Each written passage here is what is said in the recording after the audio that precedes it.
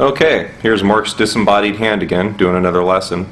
Today we're going to be doing some basic warm-up exercises. They're just technique builders. They're there to get your hands warmed up. They're there to help your hands get synchronized with each other, get you used to playing things in time. A bunch of benefits that come from doing this, especially if you do them on a regular basis. Today we're actually going to be starting off with the most famous of these things, which is 1 finger per fret, 2, 3, 4, 4, 3, 2, 1. We're going to be doing this with the metronome. I usually set it for my students at 60 beats a minute. And you can pick this a variety of ways. You can pick it alternate picking, where you're picking down, up, down, up, down, up. You can pick it alternate picking in reverse, up, down, up, down, up, down.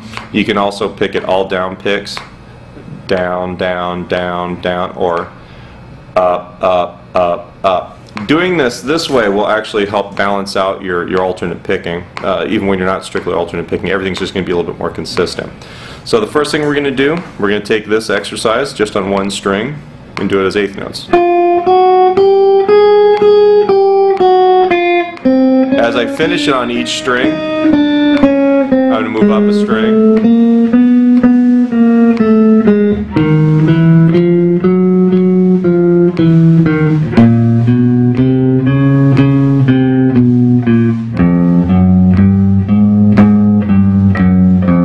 You can continue going back down. If you notice where my thumb is at, it's not sideways, it's not too high on the back of the fretboard, it's not too low.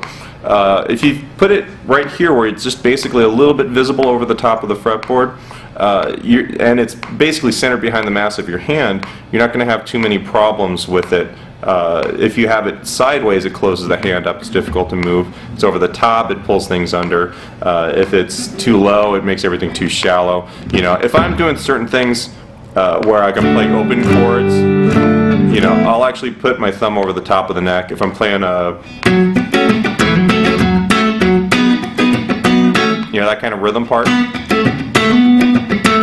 I'll use my thumb over the top to, you know, give me a lot of muting. It'll flatten out the angle of fingers and allow those fingers to mute. If I'm bending, alright, I'll get a lot of leverage out of that. But when you're playing single notes like this in a real scalar fashion, doing that really ends up hurting how you're able to reach. And the other thing also is that you never really want to have your fingers pointing back at your face and reaching with the pinky. What you want to do is try to have it where your biggest stretch can happen between the first and second fingers. Then you get this kind of a reach as opposed to that. The other variation on this exercise I'm going to give you is still the 1, 2, 3, 4, but we're actually going to be starting on the 6th string, and we're going to, each finger is going to drop down a string. So it'll be the 6th string, 1st finger, 1st fret, 5th string, 2nd finger, 2nd fret, 4th string, 3rd finger, 3rd fret, and then 3rd string, 4th finger, 4th fret. It'll go like this.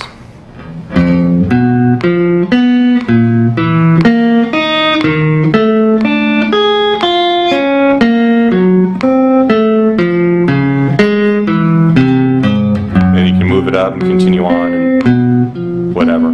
All these exercises work real good for you if you do them in different positions. If you get used to practicing just in one position, when you get into like a higher part of the neck, you're actually going to start having a little bit more difficulty. So the best thing to do this real slow with the metronome, try all the different pickings, and later on we'll actually try applying some of these ideas to doing some scales. Okay?